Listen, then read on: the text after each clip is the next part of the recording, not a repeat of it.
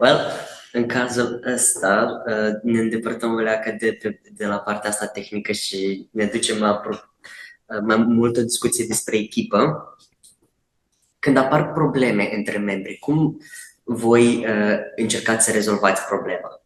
Păi, dacă sunt, nu știu, evenimente mari sau situații mai mari unde pot să apară, nu știu, de exemplu la o competiție, e normal să mai apară niște tensiuni, pentru că toată lumea e foarte stresată și e normal ca toate problemele, dacă există, să iasă la iveală. Noi, după fiecare eveniment și după fiecare chestie mai mare pe care o facem cu toată echipa, avem ședințe de feedback în care ne punem la masă și fiecare persoană în parte spune